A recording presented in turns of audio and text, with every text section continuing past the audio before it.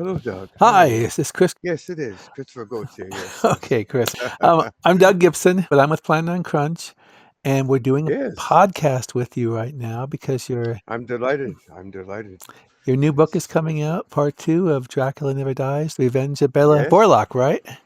yes, that's correct. Volume two and of a trilogy of three, and it's a very interesting read. I have taken, yeah, I've explored some dark regions of the soul, and it's a beautiful swan song. I tried in my humble efforts to give to Bela, to to just give back to so many years of solace he's brought me throughout my life. And Now it's I, a it's a Rondo Award winner, right? The first one.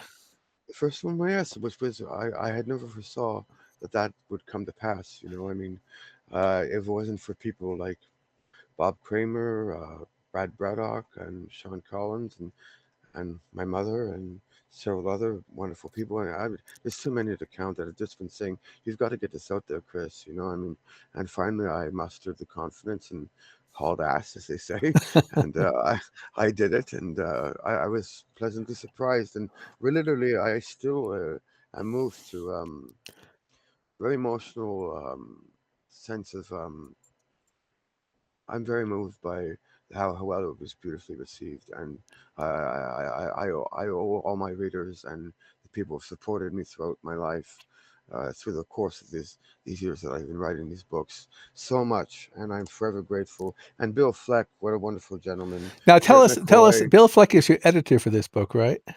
yes, I had a wonderful editor before, but some circumstantial problems hindered this process.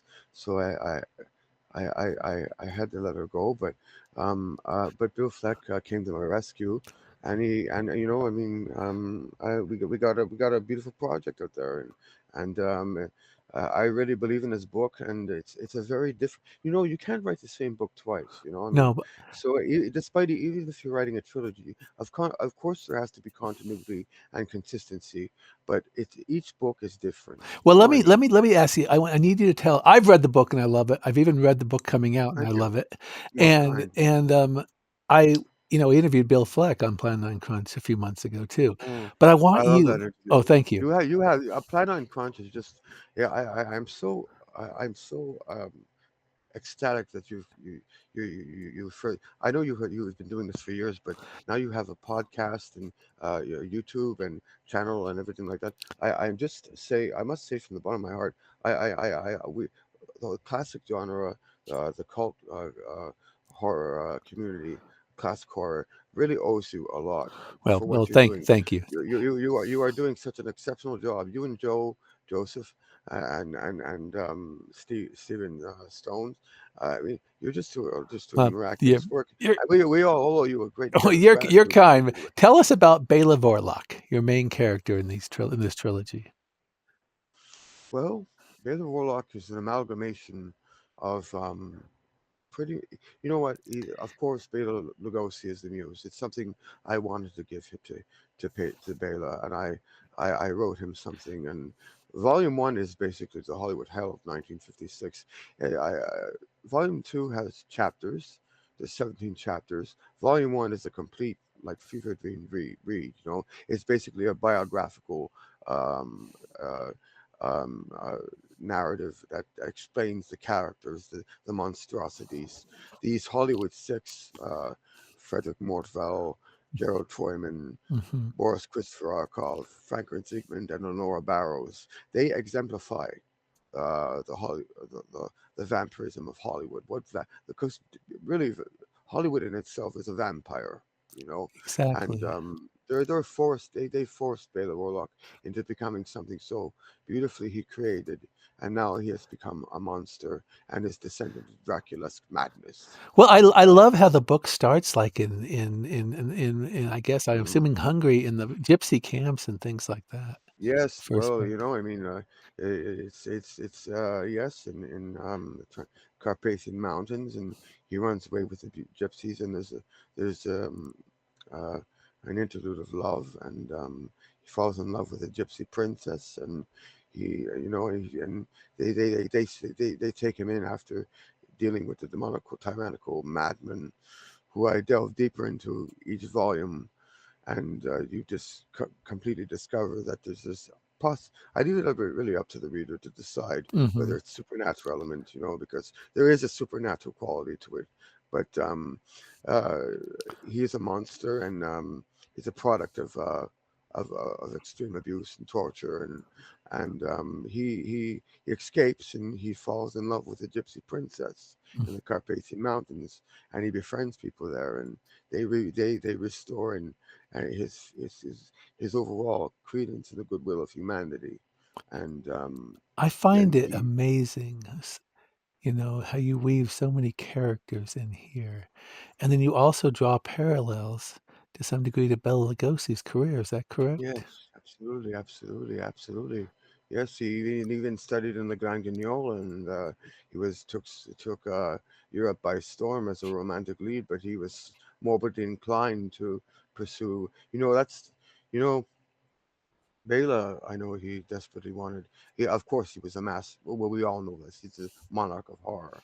I mean, he really nobody excelled greater than Bela Lugosi as the epitome of the classic horror star. And but Bela Vorlock is morbidly inclined to pursue these, probably for a sense of catharsis.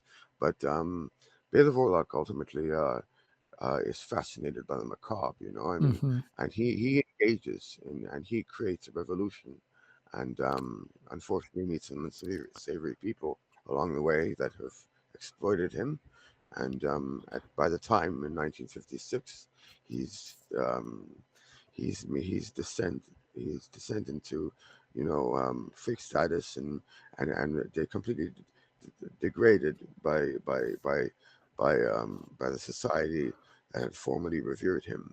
I mean, so I mean, and it's all because it's cultivated by, as again, the vampiristic nature of Hollywood, the monster six that I mean, It's slowly. kind of like Bela being able to get some kind of righteous justification and revenge for what's happened to him, Exactly, right? exactly. It's a dark redemption, and it's a dark redemption story, and I think Bela would have been very touched by. I've been told anyway. Mhm, I think that he would have been very moved. I think I can only hope that, and I always said this. If I was lucrative and alive in the 50s when he was going through so much turmoil and so forth, I would have liked to have provided him not only with any role that he would have desired to his heart's fondness, but I would have liked to have created this role for him. A film. I've even been approached by several people to turn this into a screenplay, that'd be and fascinating. yeah, it would be fascinating. Now I don't know who would portray it. I would do it, but I can't do a Hungarian accent. So I Well, mean, what is give us an idea of the writing process, because I wanna tell people that you have an incredible vocabulary, alright? I yes. couldn't match that vocabulary in 100 years, and Oh, you weave it's it into this story, which I think, is also like this primal well. cry for justification, just or I reception. love that beautiful saying that you said. I really appreciate that. I've been told by a few people that I write like how Bela would convey a performance on the screen, Mhm, Gothic theatrical poetry. Now this is both old world and new world, I mhm. mean, so it's very it's very decadent with the language, and I feel it's appropriate. I mean, it's a dignified. It, I, it's not a simplistic read, I've been told, and some people have problems understanding the vocabulary. But I I I, I don't mean to sound. Um, uh, No, I I don't know think it. it's I don't think there's anything. Well, what I'm trying to say is I don't mean to sound. I'm not going to dumb down my work. You know what I mean? Mhm, So I I understand. just don't feel. I just that it just that this has to be written in this formality, and it's because it's a very theatrical book, and it's a very convoluted book, and there's a lot going on in here, and I think Bela. It should be done just as profoundly. But Bela was a poet, a bard of a Gothic theatrical bard of the stage and the screen, and so I think it's appropriate to write in this type of language, and I mean, I've tried in my humble, impoverished efforts to do right by him, and I hope I've succeeded. I've been told the reviews have been just outstanding. I think I may have one had make one negative review uh, Mhm. publicly, Well and it's been people have complained about it so much it's been removed. So well, I was bewildered. I mean, so what I don't is know. the writing process? Do you write Well, regularly every day, or do you write in spurts? Well, you must, as a practitioner of the written word, you must make time for your craft. Now I go through some periods where I always try and write a piece of poetry, and people recoil at that. That's a whole nother story. But I always try, even if I try and write something every day, at least maybe two poems or three poems, or. But I'm always in the back of my mind conjuring up future projects, and I have a lot to write, and I have a lot to share with the world, and but I think after this is released, this volume 2, Dracula Never Dies, so the Revenge of Bela Warlock, I'm going to take a few months off because I'm pooped, so Mhm. I just it's been very exhaustive, and but no, my process is basically the Frankenstein method. You're basically um, you're taking pieces of bones and shrouds and rags, and you're trying to create something beautiful from it, and you build upon it. And I try and devote several hours a day to my craft, and even if I write complete part of the language shit, I still keep it and go back to it, and it's a process. That's It doesn't always come interesting. easy. Sometimes I wing it, but subconsciously in the back of my mind, I know what I'm doing, but sometimes it just doesn't come to light, and it just as somebody that's written stated that I write with a stream of consciousness. Mhm. Um, um, so I mean, it's also subconscious because I know what I have to say, but and I mean, sometimes you wing it, sometimes you just you have a formula, you have an Mhm. outline. It's important to make time for your craft. So you say Because you tell people to write every day, even if you're not working on the Yes, same thing. absolutely, You know, absolutely. Even if Bukowski did even if that. even if it's yes, yes, yes. Who I admire that man for. You know, I admire Bukowski because he lived the way he wanted to. I mean, and he fought for what he his dreams, and that's admirable. I mean, yes, a lot. I don't necessarily agree with everything he says, but and Cohen did the same thing too, and Mhm. I mean, you have to do it. It is a call is that refuses to be denied. At least in my case, I have to do it.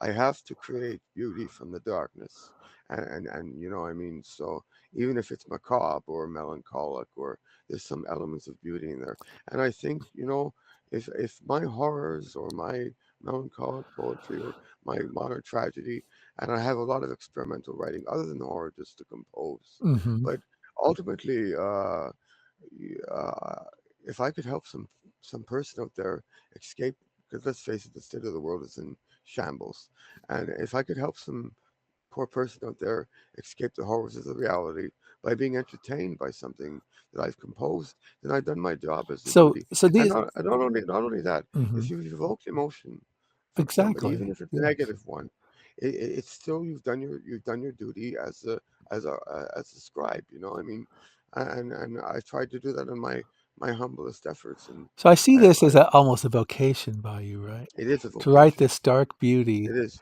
and It they're is a horror vocation. stories, and they If there's can be any purpose grim, I but have in there's a life, dark beauty in them, right? You're saying. there's absolutely beauty is essential. I don't like well, I respect anybody who has the balls to write. Mhm. I mean, because we've all been told to shut up, but you must defy them and continue to pursue your beautiful vision, your that beautiful madness.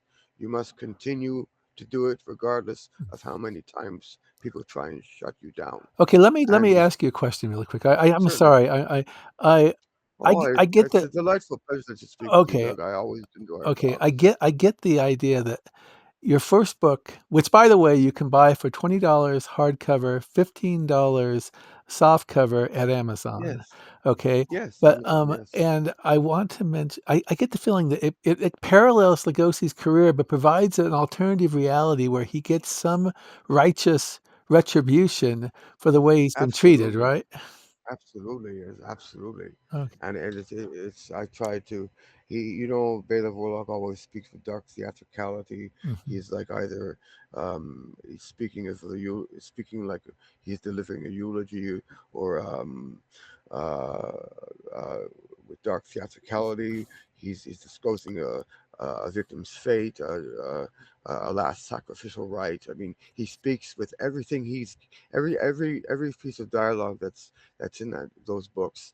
It's like he's giving the greatest performance of his life, the final curtain. You know, I mean, this is something that's very deep, and that's why the language is like that, because it's um, uh, it's very old worldly, but yet it's at the mhm. same time, of our times too, of well, these 50s, and he speaks with profound theatricality, Okay, and it's well, important. tell us where Bela Vorlock is. There's a second book, which comes out, like we said, sometime in October. Where is Bela Yes. Vorlock when this book starts? Well, the book concludes volume one concludes at the end of August, and Bela Vorlock has ultimately, after this having his first,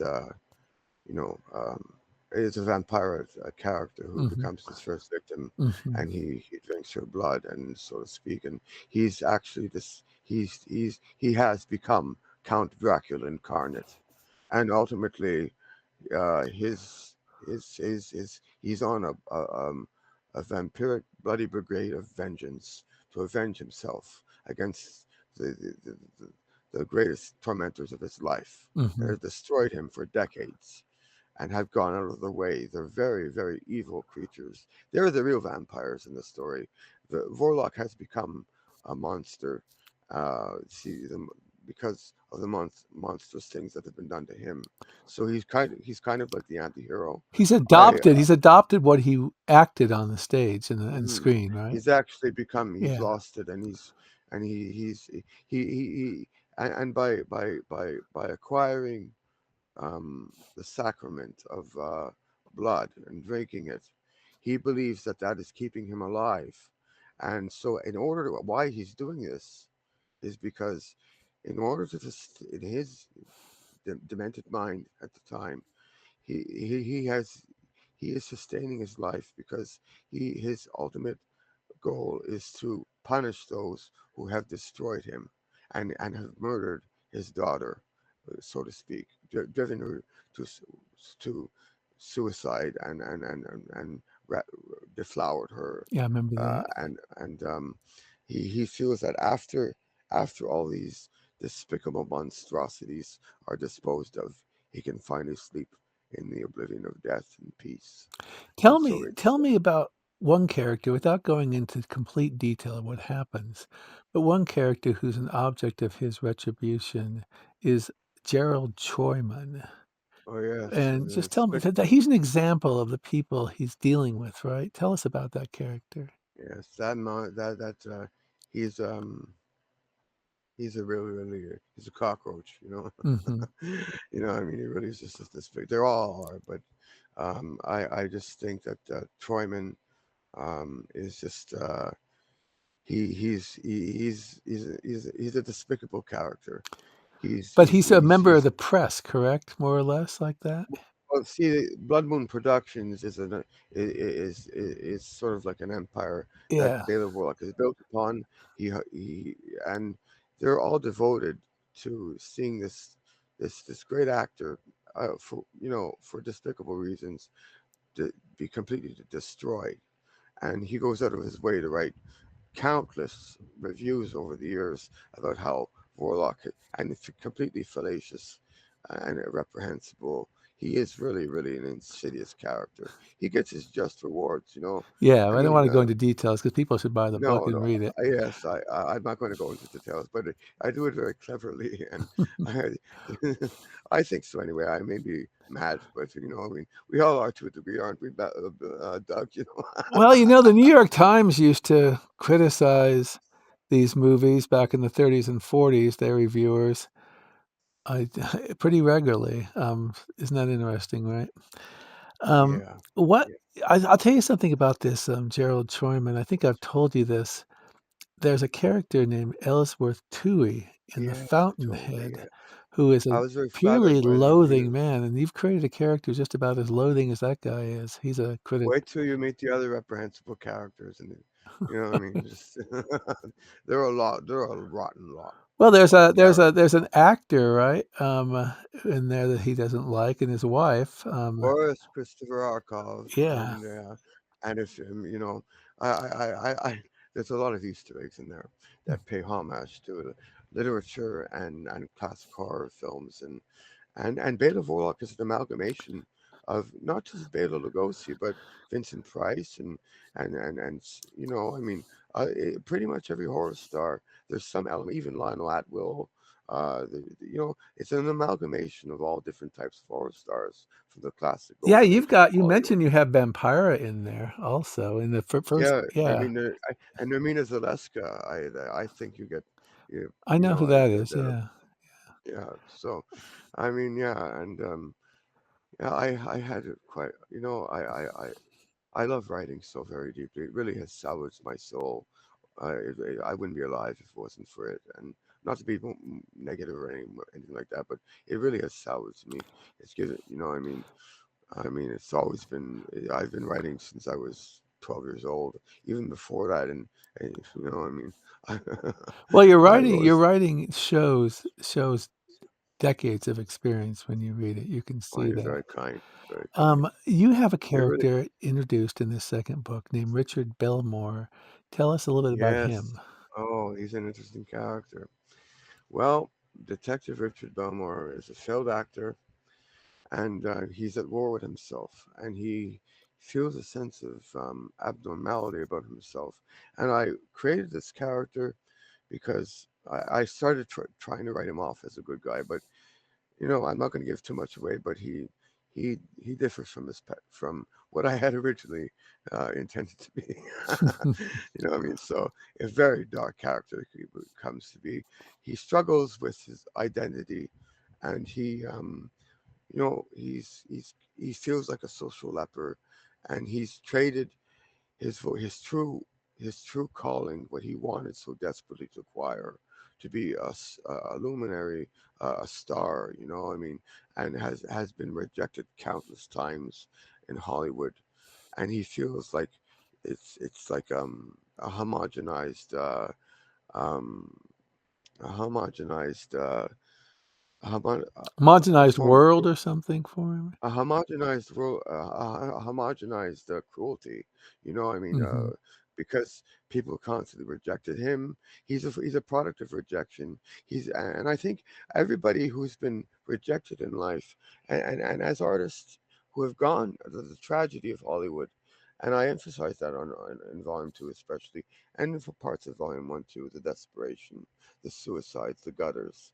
These people, this detective has traded in his vocation because he's exhausted from being rejected. He's become a member of the police. Nobody in that brass respects him because you know I mean, and he's intelligent but he's got a macabre side and that he does he's hiding that from people. He knows there's something severely wrong with him inside, and he battles. It's a catalyst for the what every man struggles with, the Hmm. good and evil in his soul, and he uh, he reveres Bela Warlock. He's his greatest fan, and as all these events that are transpiring, he comes to the mausoleum, which is actually a metaphor for what you know the Roger Corman Poe Price films were very the miasmic imagery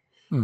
that are in those films. I try to, in my modest Oh, efforts, okay. my Yeah. I That's try to infuse that. I mean, there's a House of Ushers, as you can tell by by the covers. I used that. It's called the Mausoleum, hmm. and it's because in it's 20 years in decay. There's a supernatural um, uh, plague that has conquered that particular sector, which is called Lucifer Avenue by all the community that dare not go nearby that place because they believe Borlock to be completely mad. And just it's and I mean there's some very supernatural things going on in that elephantine graveyard, And of a once that's beautiful so gallant interesting.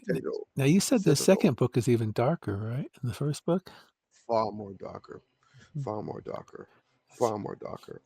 It's even actually gruesome and perverse. And I I I don't I don't I don't write torture porn, but mhm, there are some elements that I do kind of. There are some taboo themes in there, as I'm sure you've read, and I push the envelope.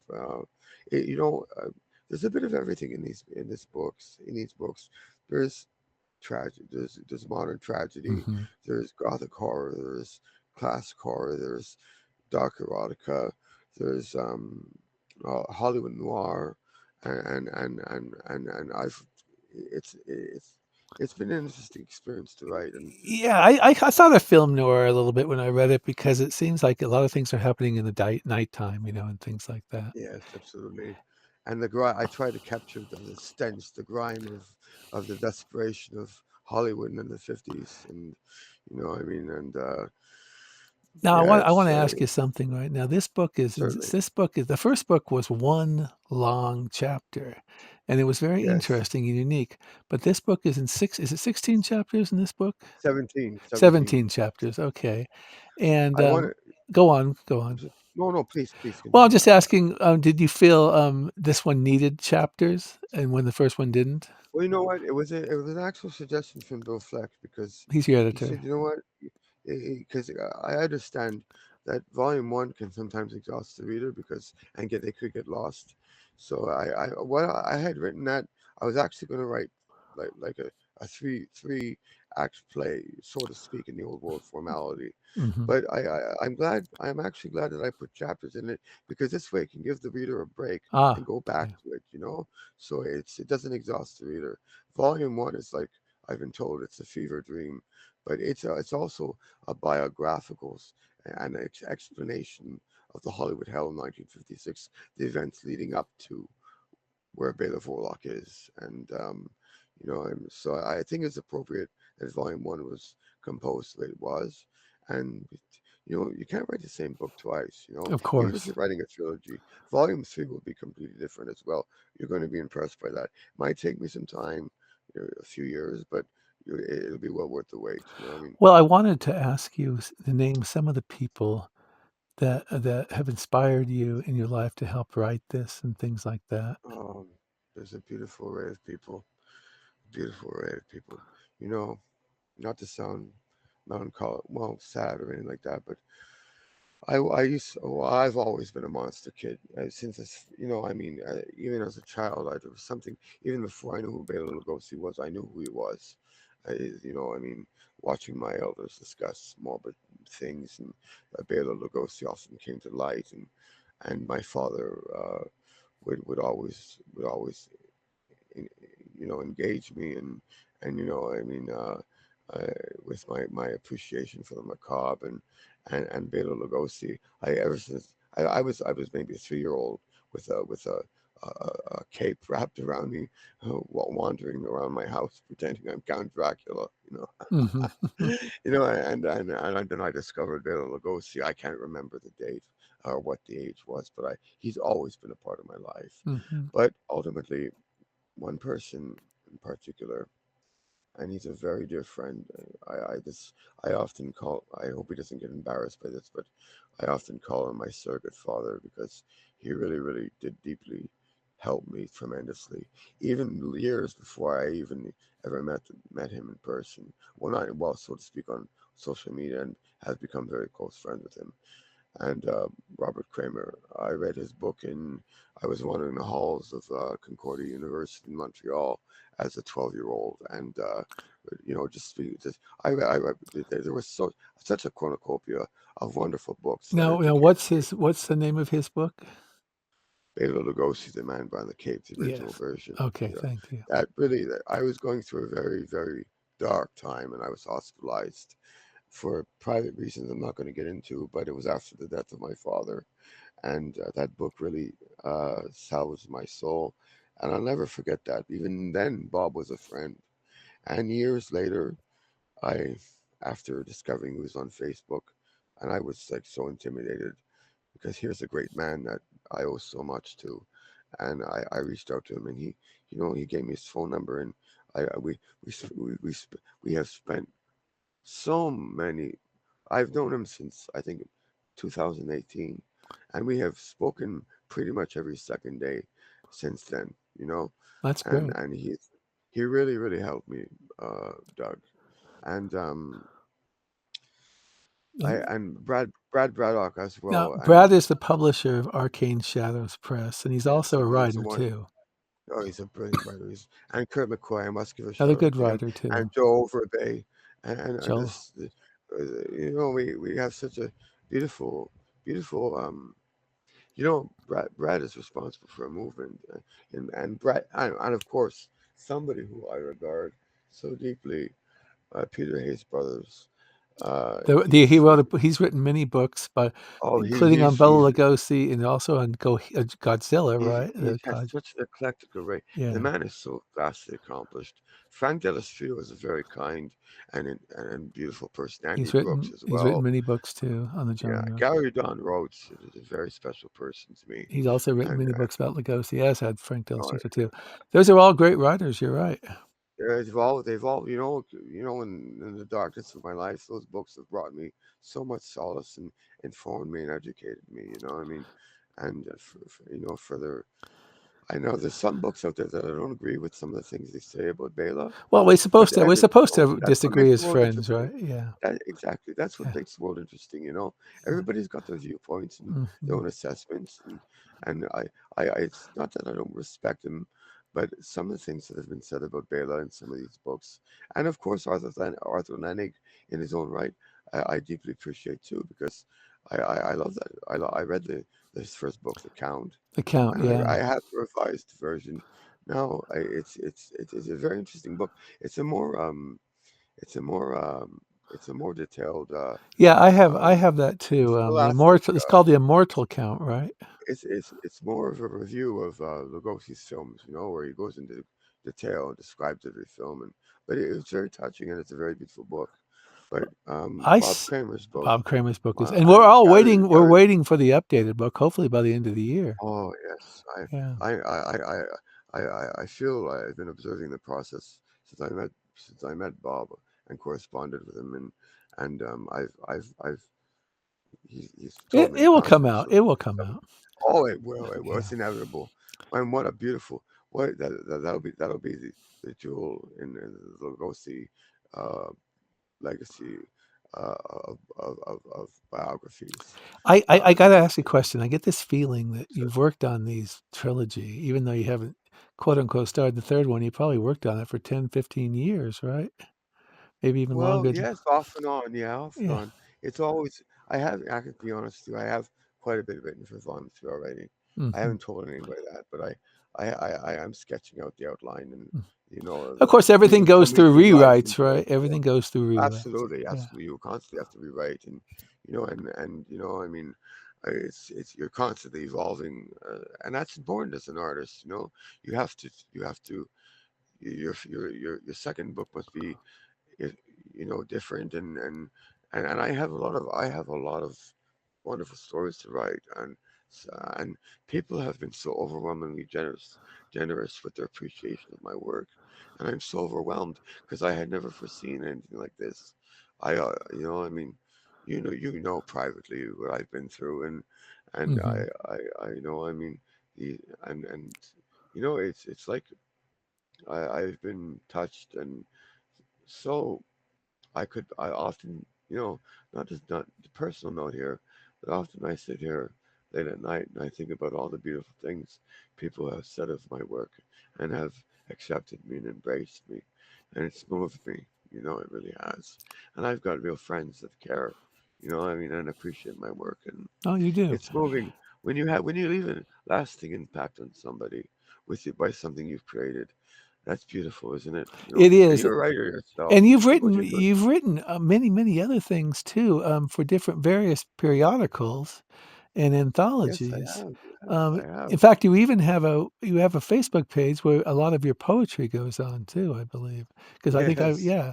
So you but You know, what is and I, your and I think someday you should try to publish a collection of poetry. I think that'd be interesting. if I had, I actually wrote my first volume of poetry, and because I was very alone at the time, and I had nobody to share it with, and I didn't believe anybody would understand. I Mhm. consigned it at the St. Lawrence Seaway, and but I've accumulated I can't I've lost count of how many pieces of poetry I write. I don't share everything on I Facebook that understand. I've written, but there's sometimes when you've had a few drinks here and there, it vomits out on the page, I mean, Mhm. I understand. I just so but it's very cathartic and it's very therapeutic, and it's not my most serious. I like to sardonically call it sad bastard poetry. now that's you know. good. Well, are there any other books you might be thinking about after this trilogy? There's a lot of them. There's a lot of them. There's a lot of You them. know, just mention a couple maybe if you want to. Well, I have okay. I have a very grim, gruesome story called "The Thing of Death and the Shroud of Flesh," and it's basically a post-apocalyptic horror story about a man coming back to a burned down town, and the town is completely a ghost town, and he goes to his father's house and he sees that everybody's dead, and he goes to the grave to visit. I'm not getting too much away, but ultimately it's a metaphor for cancer, death, and he's basically the creature is creating a shroud of flesh from the family members that have been Oh. and brought from burgled graves, and it's a ghoul, it's a metaphor. I'm not going to tell too much about it because I Oh, want the readers to don't. actually Just it's read. just a little taste here. That's all. It's so, and I also have a story called My Son the Vampire, where and I know that's a Lugosi film, but it's not kind of ironic. I use it. I also have a story where Bela Lugosi and Aristide Old uh, in 1920s Germany meets Max Schreck and in a bordello with Conrad Veidt and F.W. Murnau, and they're all vampires, and they're talking about the new form of vampires that will take over the next century, That would which be is the fascinating. movie Screen. Yeah. You know what I mean? So, but they're all vampires in the story. It's a fictional story, but it's an interesting narrative. And before anybody out there tries to rob me from this, but these are all copyrighted, so don't you dare. Now I want to you live in Montreal, correct? Yes, Does yes, I'm a stranger. Does I'm a Montreal stranger in my own town. does Montreal ever factor into your writing? They don't give a crap about me. So they don't care. I'm a stranger here. I'm very much a recluse. I mean, Mhm. I just Well, the reason I uh, ask is you do a very good job of describing Los Angeles and Carpathia in your novels. And yeah. I've never been to Montreal, so I have no idea. Okay, that was the reason for my Well, question. I have an appreciation for Montreal because of my patron saint of poetry, Leonard Cohen, and he means a lot to me. Mhm. Now, people misinterpret, but I don't read into his music the same people as what other people would, because a lot of things, I interpret his music personally on a certain level, and he's written some of the most beautiful things. I love Federico Garcia Lorca. I love I love all the poets and even Burroughs, and there I've written some pieces. I want to do a lot of experimental writing, and Mhm. I want to write. I know this might to turn off a little bit of some of your the community, but I'd like to write a lot of a couple of pieces of gay erotica and so forth. You know, I mean, not Well, that's you your know, I mean, that's, you know, it's a it's form of art experimental is writing. You art, know, right? I Definitely. have another book called The Starving Art of the Blue-Hearted Masochist that's been in a work of progress for Mhm. work in progress for several years now, and I've been going back to it back and forth. But it's semi-autobiographical. It's about an artist who struggles with identity, and there's a message of hope at the end and redemption, and it's but you know what? In every book that I ever write, there'll be a role for Bela, Bob Kramer, and a few other individuals. You know, there is, let's say, the young poet living down the street who's struggling with love or trying to accept himself, and he goes down the street and he to an enchanted house, and there's a man in blue in shades, and his name is Bob, and he's listening to blues music, and there's a man named Bela drinking. Blood, bull's blood, and you say, "Come in, my young friend," you know. No, that'd be great. That'd be very interesting for And I sure. have also, I want to write roles for Bela that are not just designated to horror. I want to write him character roles as well. In every piece of writing I will ever compose, there will be a place for Bela in every single work. That's You know, fantastic. That is that's cool. my that's my way of paying him back because he really ultimately did save me innumerable times. You know, I mean, Well, I I have think a a lot of spirit. people feel that way. Yeah, He has that he's aura for people. he's a Def spiritual I figure to remember me. You when know, I I mean, saw the first movie with Lugosi, I was hooked myself, you know. what film was it? You may Well, have told me. believe it or not, the first film I saw with him wasn't as Dracula. It was Son of Frankenstein, Oh and he wow. drew tremendous pathos. He took a Yeah, role that I found out later Universal wanted to fob off as I nothing know. and They were, turned as it. Dylan Lugosi said, Universal, those bastards. You know what I Yeah, well, mean? the thing is that because of I can't remember the guy's name, Roland V. Hill or something, I can't remember his name. Roland V. Lee, yeah, V. Roland V. Lee, Lee. he turned What a Igor gentleman that man. into the most significant character in that And movie. you know what? Sorry, Maybe, Boris Karloff, but Igor was the yeah, star of that film. yes. And actually, Son of Frankenstein is my favorite film in the franchise. Yeah, it's And interesting how it has that Bela created. modernistic look too in the house, right? Don't you think? Absolutely, Yeah, absolutely. yeah, And Bela created that role. You know, I he mean, did. he was great, given great creative liberty. I often, even in the monogram films and the poverty role, I often wonder if he offered, as we both know, he was greatly responsible for the monumental immortal classic that White Zombie is. Oh yeah, And I mean, he was a veteran already, and when he came to Hollywood, he yeah. knew what he was doing, and I think that film is primarily responsible because of his ingenuity that he contributed to that film. Oh I yeah. mean, In fact, some people think, although maybe we're wrong, but some people think he might have directed that film, even though I believe he certainly had directorial influence and control, yeah, it creative seems like. control. I really believe that too. I also too the monogram films. I know this has been debated. People have said no, it's not unlikely, but I'm inclined to believe that Bela did offer some directorial advice in some of those Well, I monogram think films. Bela saved those movies, to be honest. Absolutely, I they'd mean, be I don't completely think forgotten. you'd be watching these They'd be completely movies if forgotten. George Zucco, good actor of the year, starred in them, all right?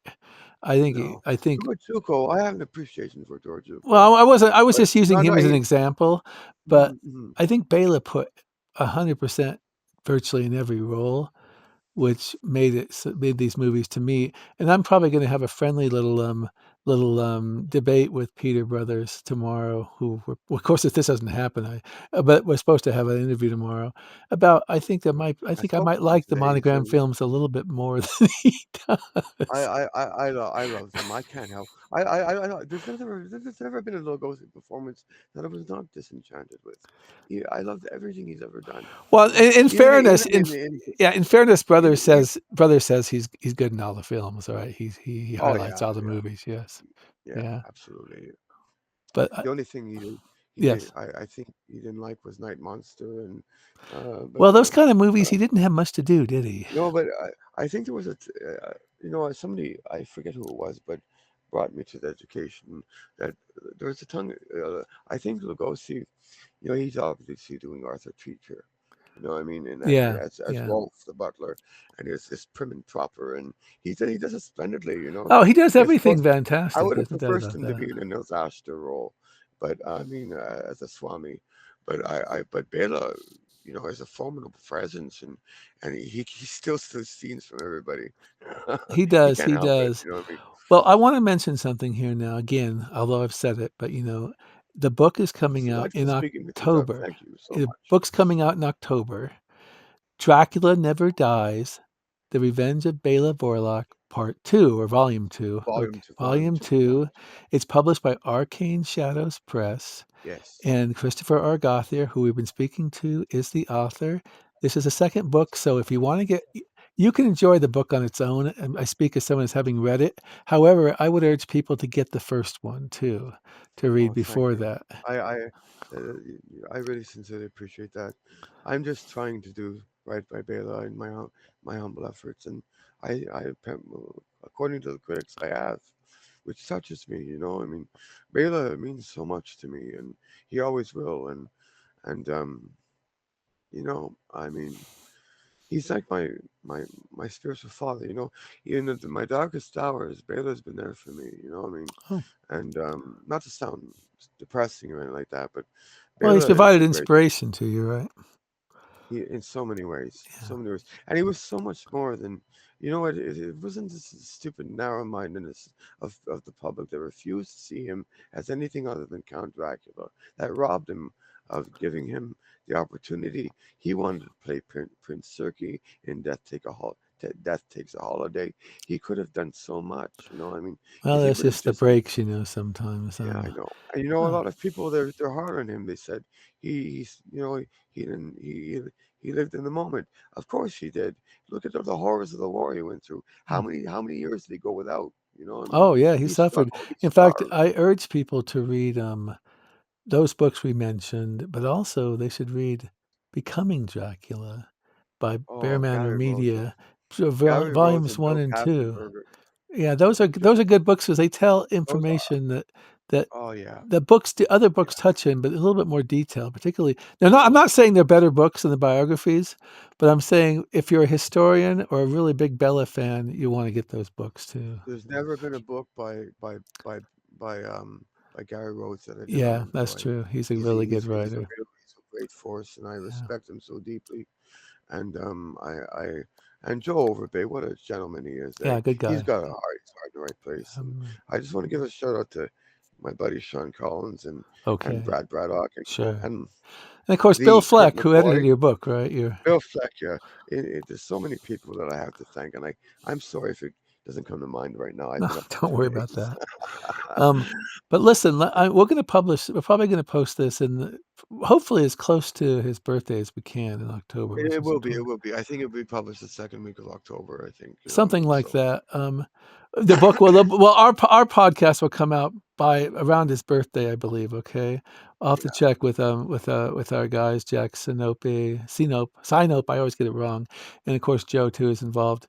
So, Chris, I wanna thank you, all right, for this, you know, okay? Doug, this has been such a distinguished honor to be on your beautiful podcast, and Thank you. I really appreciate what you're doing, my friend. And by the way, another shout out to Phil Hall Oh, and yeah, Phil is a good Sam writer. Irving. Yeah. Sam Irving's got a great new book out, and so many people they've I think his name's Huckabee. Yeah, There's so many Huck Fil, people that are yeah. creating and contributing to this genre that we love so deeply. It's so inspiring, you know. I mean, Yeah, you can never stop writing about it, there's so much to you know, learn. and you know, I hope to, and I wish you the greatest success and the blessings of heaven for your family, Doug. Thank you. You have been such an exceptional force and friend to me throughout the years. You and hey, it's just a shout out. You know, our modest little group, a celebration of the life and art of Bela Lugosi. If you're ever interested, join. Yeah, It's a it's on good Facebook, atmosphere. it's on Facebook. Yes, Also, absolutely. you have a group called a Sanctum of Classic As I Horror, send right? them classic horror, yes, Yeah. where we celebrate classic horror From in Lugosi and on, right? cinema, Yeah. art, and literature, and you know, I mean, it's a wonderful group. I thank you very much for this, all right? And I'm gonna say what we say at It means Plan a lot. 9 Crunch. It's called "That's a Wrap."